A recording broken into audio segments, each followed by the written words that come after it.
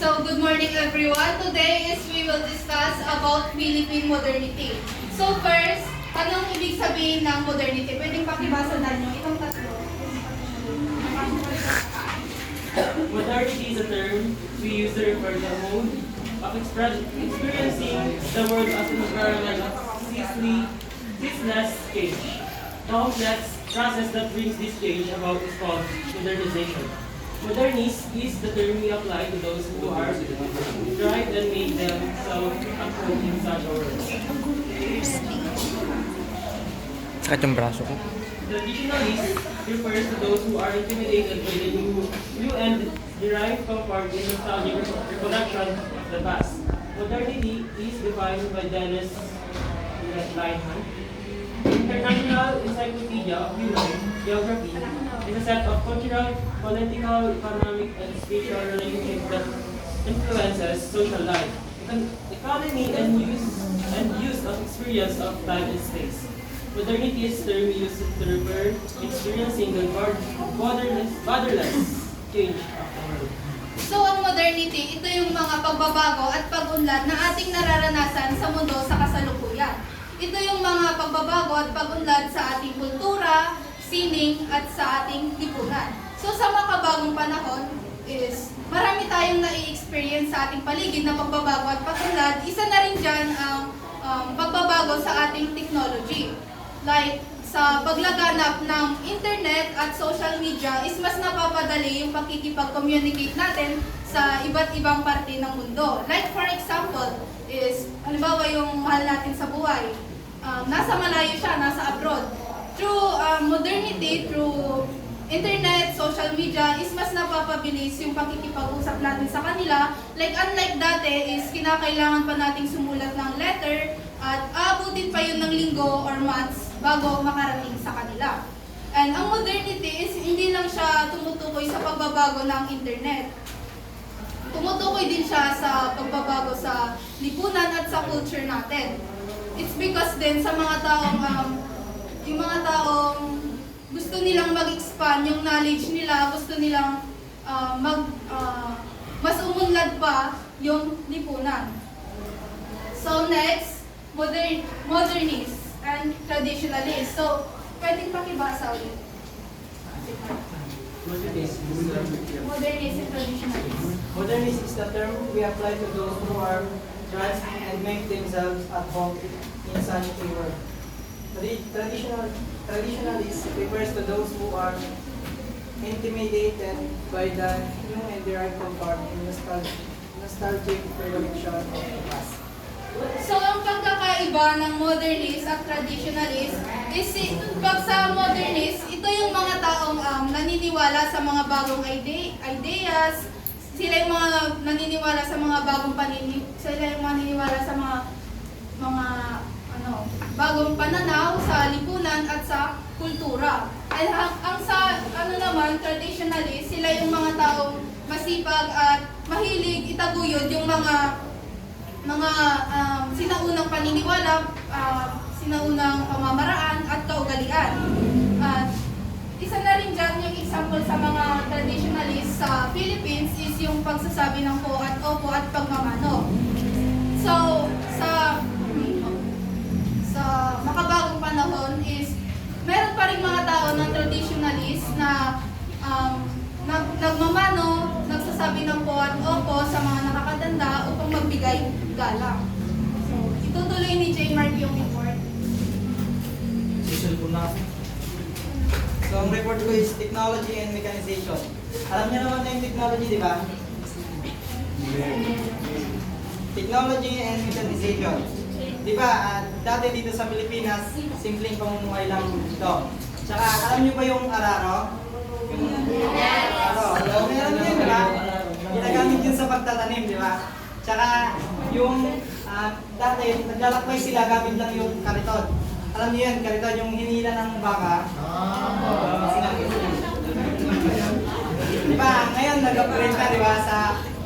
Meron na silang modern yung bahay. Tsaka, nag-upgrade na din sa pagtatanim, di ba? May mga makina na din tayo, tsaka mga fertilizer and mga magagandang motor Then sa pag-aani naman, ginagamitan na rin ng mga makina. Next, industrialization. Dito sa Pilipinas, may mga gumagawa ng damit gamit po yung spindle. Wala pong ano yun. Sa PowerPoint ko kasi yun. Saka yung andun sa picture yun. Wala. Kasi yung hindi. Nakatira sila sa mga traditional na lugar kung sa village or tribo. Pero ngayon nag-iba na ang lahat. Nagsimula nang mag-industrialisa ang bansa. Kaya ang mga tao na nagtatrabaho sa mga pabrika at mga pamilihan, ang mga bagong pabrika at pamilihan ay gumagamit na ng mga makina para gumawa ng mga produkto. Yun naman po.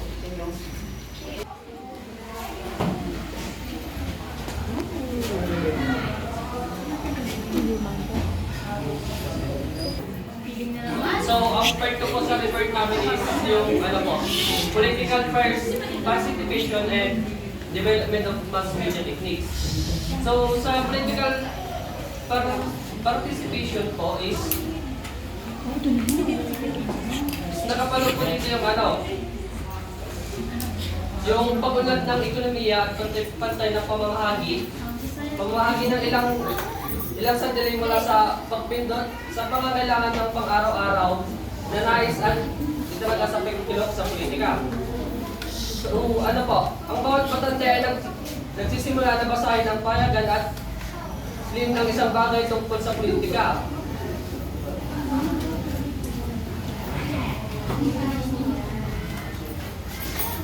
Tapos dun po sa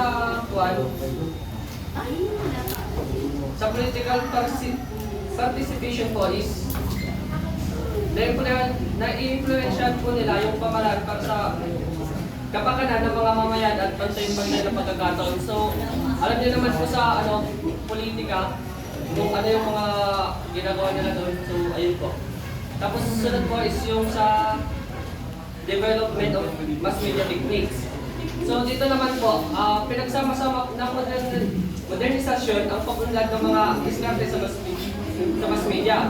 Kabilang sa mga diskarte sa mass media, ang mga payagan, panipakot, ganun po. So, sa lahat ng mga pasilidad na ito ay, ang mga mamamayan ay napaliwanag at mahusay na kaalaman, at ang mga ito ay nagbibigay daan sa mga mamamayan na maglingkod sa estado sa isang mahusay na paraan. So, kung hindi niyo po naintindihan, na lang po rin. So, development of mass media techniques. The modernization brings in its wake development of mass media techniques. These mass media techniques include newspaper, broadcasting, postal facilities, movies, road rail and air service, electricity, and TV. So, ang modernasyon ay kadalasang nagdadala ng pag-unlad ng mga teknolohiya ng mass media na may mahalagang papel sa paghubog ng opinyon ng publiko, kultura at pakikipagtayan sa lipunan. Sa pag-unlad sa teknolohiya ay nagbibigay daan sa mabilis na pagpapakalat ng impormasyon sa pamamagitan ng iba't ibang platforma tulad ng mga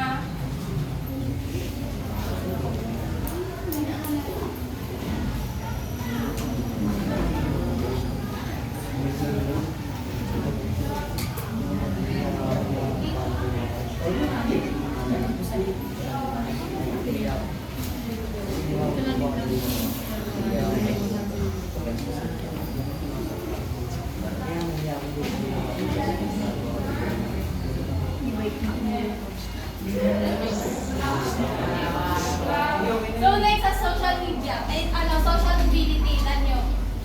Ano yung pagkakaintindi mo sa social mobility?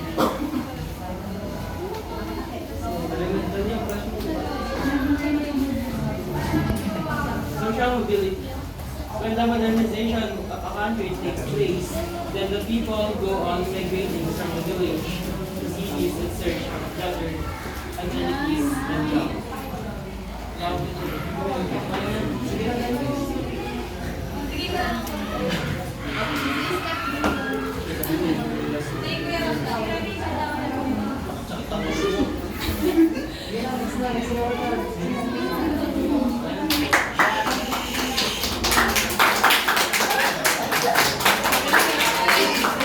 matapos. Okay na po, okay. So, sa social mobility po is isang proseso ng paghahanap o paghaba ng isang tao sa lipunan batay sa kanilang pamumuhay. So, napaka-importante po ang social mobility dahil inaalaw po ang mga tao na i-improve ang economic and social status ng sa higher standard.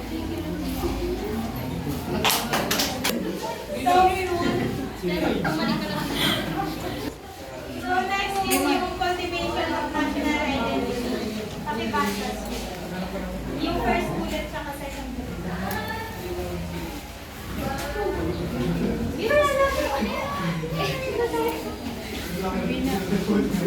When the modernization of any country takes place, then the people begin to give up their narrow loyalties and parental considerations of race, color, sex, or creed. Their interests become identified with the interests of the nation.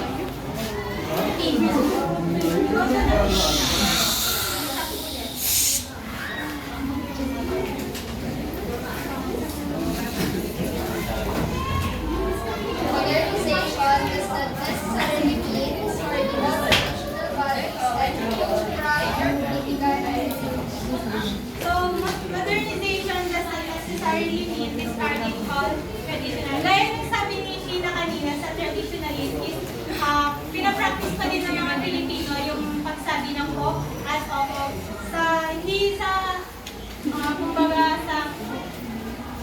Hindi dahil sa modernization is nakakalimutan na ng mga tao, particularly ng mga Pilipino, yung mga traditional identity ng mga tao. Gaya man nung opo.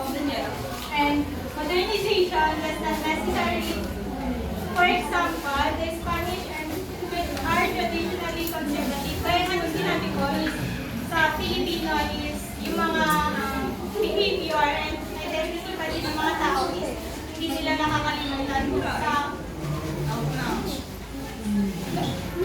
yun na yun. So let's proceed naman sa effects of modernization in the Philippines.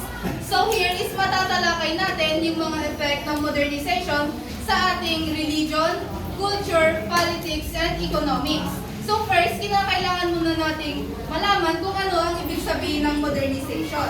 So ang modernization, ito yung nagbibigay sa atin ng mas mabilis na paraan sa pakikipag-ugnayan sa iba, mas modernong kagamitan sa trabaho at sa pang-araw-araw nating pamumuhay. So because of modernization is mas napapabilis yung mga gawain natin at mas natutugunan yung mga pangangailangan ng maraming tao. So like for example, because of modernization, di ba dati pag nagluluto yung mga tao is ng rice sa kaldero siya. And now, meron na-inventong rice cooker.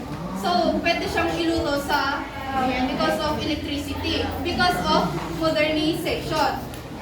Example pa is yung phone. Di ba dati keypad siya, ngayon is touchscreen na. And example pa is yung sa TV. Di ba yung TV dati meron siyang likod, ngayon meron na siyang flat screen. So,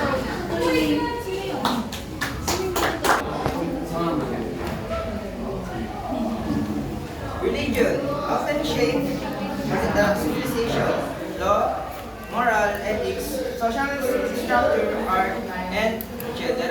So, sabi dito, yung religion daw is sinishape niya yung civilization. Paano nga ba? So, sabi dito yung sa una, yung law, kung ano yung batas na tulad na sa pagpatay, di ba? Pag sa religion is masama ang pagpatay, di ba? Tapos, sa moral din, yan, yung gawa natin ng mga tama na pag-iwas ng mga gawaing masasama na alam nating namang masama pero yung iba, syempre, di ba iwasan. Ayun. Ethics. Ganun din sa moral, halos parehas lang din naman nila. Then sa social structure, yung mga nabubuong mga grupo like sige, mamaya akong sabihin yung tungkol sa social structure. Sa art.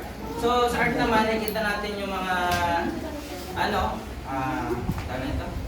Yung sa mga simbahan, yung makulay na yung glass pane na mga shape na sila Jesus,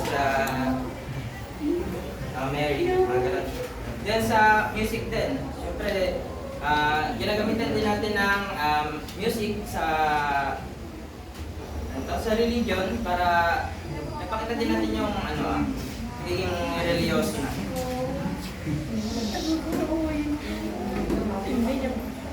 The general function of religion includes many aspects such as to confront and explain death, to relieve fears, to ease the stress, to promote social homogeneity and solidarity, to provide identity and charity, and avoid to do bad things.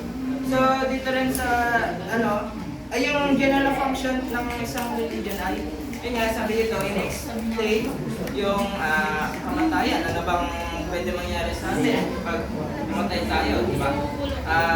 Explain nga ito sa Biblia na akit na tayo sa Kingdom of God. Then, yan, nakaka-relieve daw ng stress. Siyempre, pag mayroon tayong paniniwala, mas gumagaan yung loob natin, mas lumalapit yung loob natin sa Diyos, nagsisibing ng lakas natin.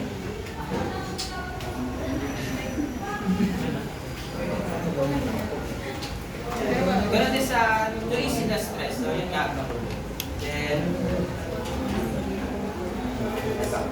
the Philippines proudly boasts to be the only Christian nation in Asia. Philippines na daw yung parang lamang yung Christianity dito. Maraming Christianity sa Pilipinas sa buong Asia. More than 68% of population is Roman Catholic. 6% belong to various nationalized Christian cults. And another 2% belong to well over 100 Protestant denomination. Yung Protestant denomination is ito yung mga